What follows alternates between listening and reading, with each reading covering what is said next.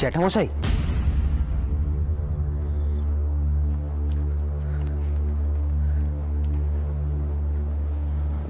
জ্যাঠামশাই, আমাদের আপনার সঙ্গে কিছু কথা ছিল।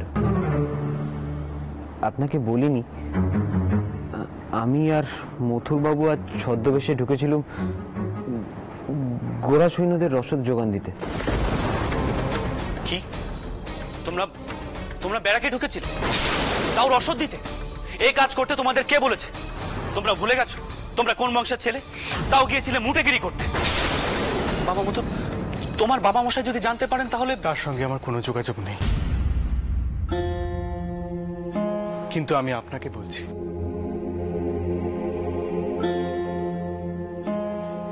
আমরা গেছিলাম একটা বিশেষ কাজে, আর একটা ভালো কাজ করার জন্য তো ঝুঁকি নিতে দোষ নেই। আমরা গেছিলাম একটা খবরের উদ্দেশ্যে, যে খবরটা আমরা উদ্ধার করতে পেরেছি। হ্যাঁ জ্যাঠামশাই, শুনলে আপনারও মাথা গরম হয়ে যাবে। মথুরবাবু বলুন না। স্যামুয়েল আর রিচি নামে দুজন গোরা সৈন্য অত্যাচার করেছিল নিস্তারিণী ঠাকুরনকে।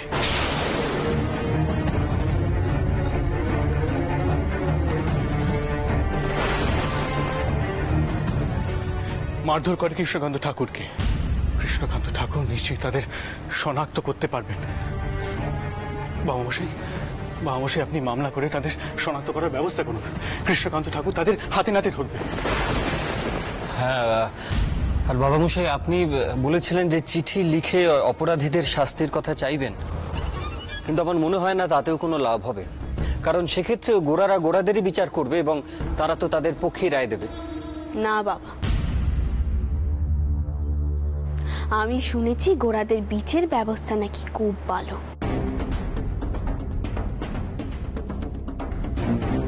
তারা সভ্য জাত, তারা সঠিক প্রমাণ পেলে নিশ্চয়ই অপরাধীদের সাজা দেবে।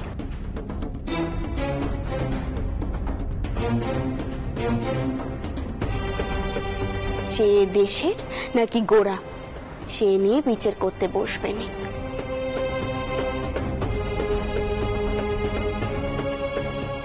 তাছাড়া তোমাদের বাবা মশাই করেছিল প্রমাণ নাগবে, তা প্রমাণ তো আছে।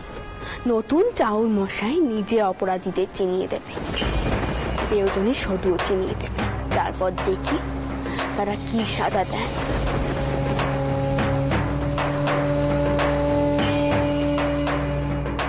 আমি চাইনি ওই শয়তানগুলো ছোটখাটো সাজা হয়।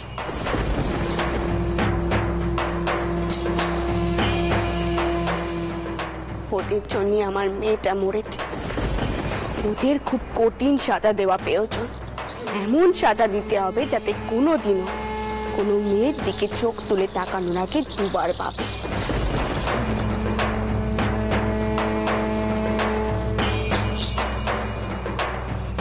বেশ, তোমরা যখন সকলে মিলে সিদ্ধান্ত নিয়ে ফেলেছো তখন আমি আর বাধা দেবার কি? তোমরা যা ভালো মনে করো তাই করো। তবে একটা কথা তোমাদেরকে বলে রাখি, তোমরা সরকারি কর্মচারীদের বিরুদ্ধে সরকারের কাছেই বিচার চাইছো, তাই এই লড়াই তোমাদের জন্য সহজ হবে না, সেটা মনে রেখো। এখন রঘুবীরই বর্ষা, আমি তেনার কাছে সুবিচার চেয়েছি, দেখি তিনি কোন পথে নিয়ে যান। বাবা রামচন্দ্র, আমি আর দেরি করতে চাইনি, কালকের মধ্যেই তুমি উকিল ডেকে সব ব্যবস্থা করে ফেলো।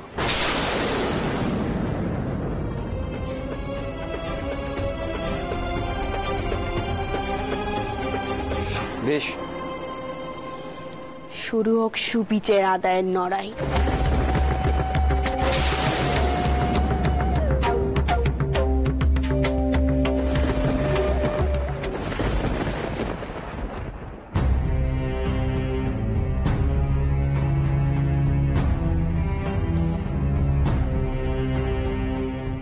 আপনার জন্য পান নিয়েছি, আমি নিজে হাতে সেজেছি, দেখুন তো কে কেমন লাগে। আপনি যা আমার উপর রেগে আছেন, একখানা পান কান, রাগটা একটু পড়বে, তারপর বুঝবেন আপনার রানী যা করছে আপনার মানের জন্যই করছে। কি হলো নিন? এই ঝামেলার মধ্যে কয়েকদিন হিসাবপত্র নিয়ে বসা হয়নি, অনেক কাজ জমে গেছে। আজ রাতটা বৈঠকখানায় থাকবো, সেখানে সারা রাত কাজ করতে হবে। ও বুঝেছি, আপনি এই ঘরে থাকতে চাইছেন নি তো? আপনার আমার মুখ কানা দেখতে ঘেন্না করছে। আপনার মনে হচ্ছে এমন এক কানা বউ যে কিনা আপনার ইচ্ছে অনিচ্ছেই মানেনি। আপনার কাছে আমার মুখটা দেখাও ঘেন্নার, অন্যায়, তাই তো?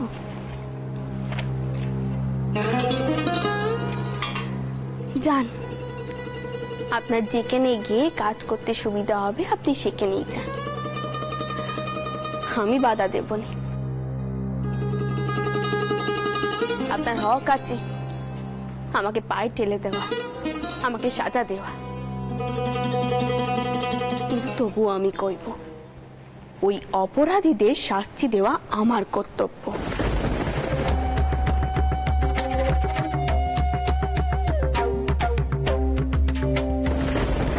রানী, তাও আমি তোমাকে একটা কথা বলতে চাই। বড়লাট আমার বন্ধুস্থানীয়, তিনি আমাদের অশেষ উপকার করে গেছেন, আর সেটা তুমি ভুলে গেলে। বলিনি, আমি কিচ্ছুটি বলিনি। আমি অকৃতজ্ঞ নই। তারা আমার করুণার জন্য যা করেছে তা আমি চিরটা কালেও বলতে পারবো না, কিন্তু তা বলে কেউ যদি নিজের কর্তব্যকে অস্বীকার করে, অবহেলা করে, তাকে তো মাফ করা যায়নি। নিস্তারের ওপর যে অবিচার রয়েছে তার জন্য নিস্তারকে পুড়ে মরতে হয়েছে, কিন্তু এই দোষীতে কোনো সাজা হয়নি। ওই দোষীদের সাজা না হওয়া পর্যন্ত নিস্তারের আত্মার শান্তি হবে না, আর এ লড়াই সেজন্যই। আচ্ছা, জীবনের শেষ দিনে তো আমাদেরকেও দেবতার সম্মুখে দাঁড়াতে হবে, তখন আমি কি জবাব দেব? তখন তো আমি কইতে পারবো না তারা আমার করুণার জন্য যা করেছে তার জন্য আমি এত বড় অন্যায় দেখেও চুপ করেছিল, স্বার্থপরের মতো মুখ বুজে সবকিছু সহ্য করেছি। না না, এ আমি পারবো না, কিছুতেই পারবো না।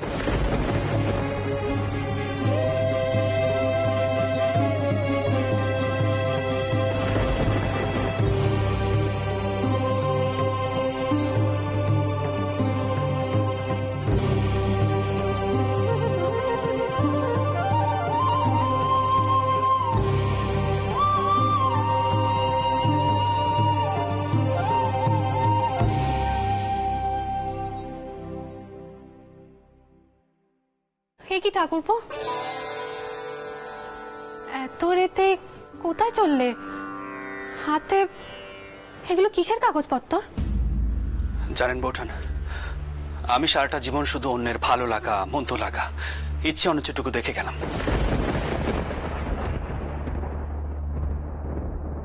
কিন্তু আমার ভালো লাগা, মন্দ লাগা, ইচ্ছে অনিচ্ছেটুকু কেউ কোনোদিনও দেখলো না। এই সংসারে আমার ইচ্ছে অনিচ্ছের কোনো মূল্য নেই, কোনো মূল্য নেই। আজ এতটা বয়স পার করে এসে আমার এটাই মনে হচ্ছে।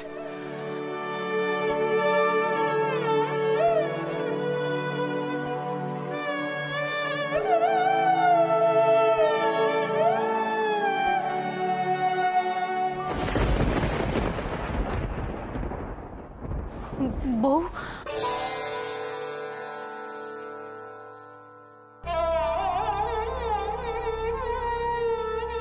আমায় তুমি গাল দেবে তো দিদি? দাও, বলবে তো? বহু, যে মানুষটা তোকে সারাটা জীবন মাথায় করে রাখলো আর ইচ্ছের মানটুকু রাখলি না, এই বলবে তো? বলো তো, বলো। আমায় সাজা দাও দিদি, সাজা দাও, আমায় কঠিন শাস্তি দাও দিদি, আমায় কঠিন শাস্তি দাও। চাইলে চাইলে আমার পিঠে দুকা বসিয়েও দিতে পারো, শাস্তি দাও দিদি, আমাকে কঠিন শাস্তি দাও, আমায় কঠিন শাস্তি দাও। কিন্তু দিদি, কিন্তু দিদি আমি কি করব বলো তো, কি করব আমি? তুমি বলো আমি কি করব?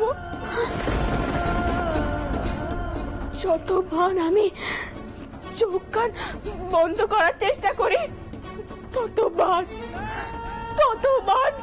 নিস্তারের জ্বলন্ত দেহটা আমার চোখের সম্মুখে ভেসে ওঠে।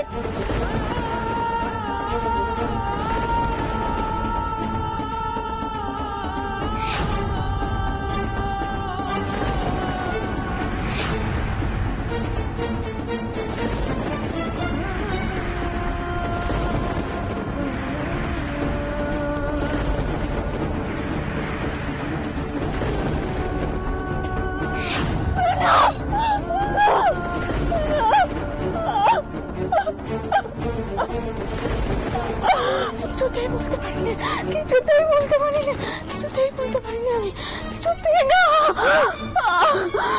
না বউ, ওঠ ওঠ।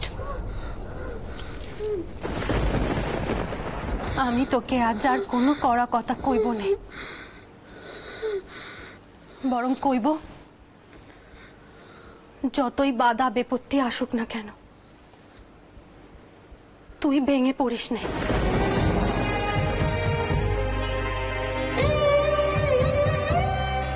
ঠাকুরপো পুরুষ মানুষ, সে কি করে বুঝবে মেয়ে মানুষের জ্বালা যন্ত্রণার কথা? একখানা বেদবা বউ, কচি বয়সে তার স্বামী মারা গেছে। হাজার শিয়াল কুকুরের নজর এড়িয়ে সে নিজেকে কোনো মতে বাঁচিয়েছিল।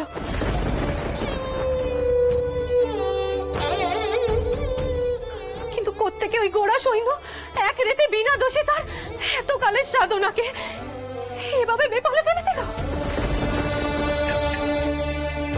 তার তো আগুনে পুড়ে মরা ছাড়া আর কোনো পথ ছিল না রে বউ, আর কোনো পথ ছিল না।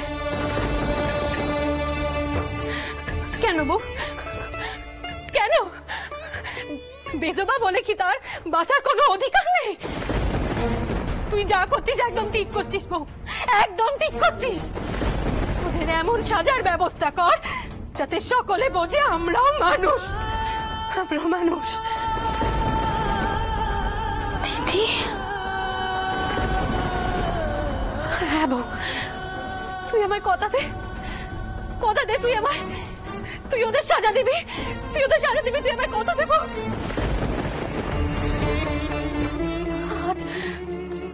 আজ ওই নিস্তার বউয়ের জ্বলন্ত দেহের মতো তো আমার দেহটা পুড়ে যেতে পারতো বউ, আমার দেহটা পুড়ে যেতে পারতো।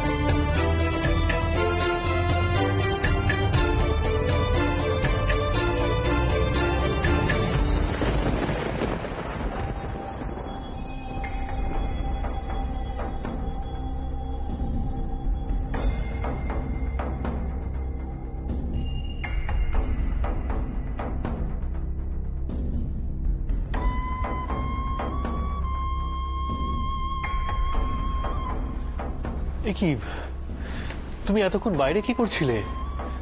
বাইরে হিম পড়ছে তো, দেখেছো? আবার যদি ঠান্ডা লেগে যেত। আমার খুব ভয় করছে জানেন তো, যা হচ্ছে তা কিন্তু ভালো হচ্ছে না। বাবা মশাই মায়ের ওপর খুব রেগে গেছে, হিসাবপত্রের খাতা নিয়ে ঘর থেকে বেরিয়ে গেলেন। মাও খুব কান্নাকাটি করছিল জানেন তো।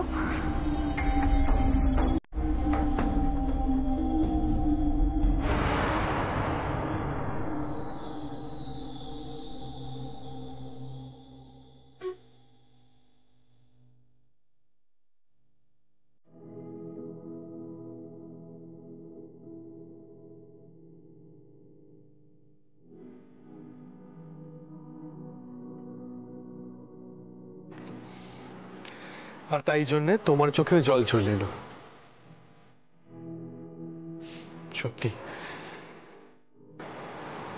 তোমার মনটা বড় নরম করো না। এসো এসো দেখি, এখানে বসবে, বসো, এসো বসো, পাটাতে বসো, বসো। শোনো করুণা, মা যে লড়াইটা লড়তে নেমেছেন সেটা তো সোজা লড়াই নয়। তার জন্য ঘরে বাইরে প্রতিরোধ আসবে। ঘরে এর জন্য অনেক মন কষাকষি, রাগারাগি সব হবে, কিন্তু তা বলে তো হাল ছেড়ে দিলে চলবে না। কিন্তু যে কাজে বাবা মশাইয়ের সমর্থন নেই সে কাজ কি করা উচিত?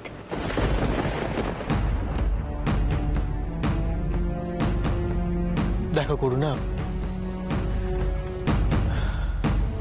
আমি আবার সবসময় পিতা স্বর্গ পিতা ধর্ম বলতে পারি না। আমার বাবা মশাইয়ের অন্যায় প্রতিবাদ যদি আমি না করতাম, যদি তার আদেশ মেনে চলতাম, তাহলে কি আজ আমি এখানে থাকতে পারতাম বলো? পারতাম না। তাই আমার মতামতটা অন্যদের উচিত অনুচিতের সাথে মেলে না।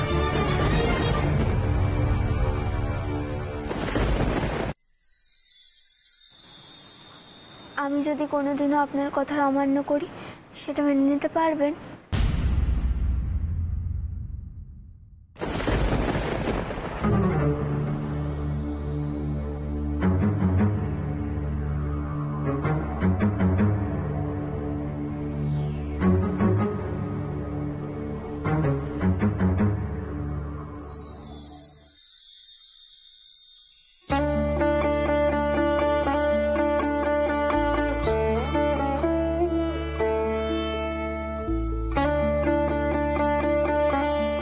আমার কথা অমান্য করার খুব ইচ্ছে হয়েছে বুঝি?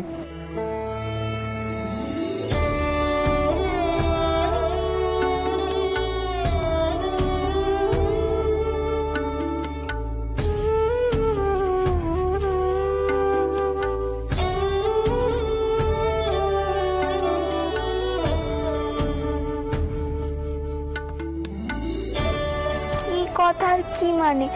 আমি কি বলেছি অমান্য করব?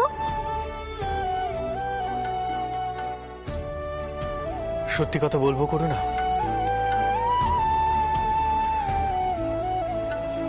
যদি কোনোদিন এমন পরিস্থিতি আসে যে এক মহৎ কাজের জন্য তোমাকে আমার কথার অমান্য করতে হচ্ছে, তাহলে হয়তো আমি একটু রেগে যাব, দু চারটে কথাও শোনাতে পারি। কিন্তু আজ বলছি, সেই দিন তুমি পিছু হেঁটো না।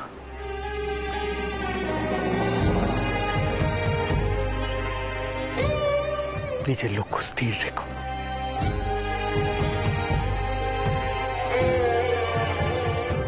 মাও তো বাবা মশাইকে দেবতার মতো ভক্তি করে, শ্রদ্ধা করে, কিন্তু তারই বিরুদ্ধে যাচ্ছে।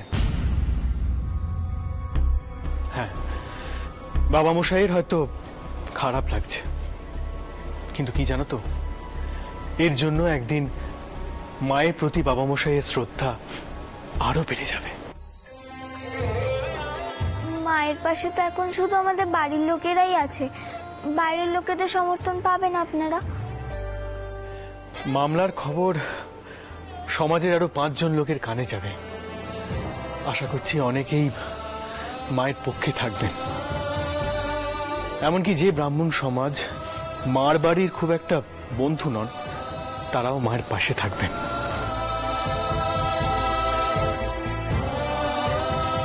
কারণ এই মামলাটা মা নিজের জন্য করছেন না, করছেন এক ব্রাহ্মণ বিধবার ন্যায়ের বিচারের জন্য।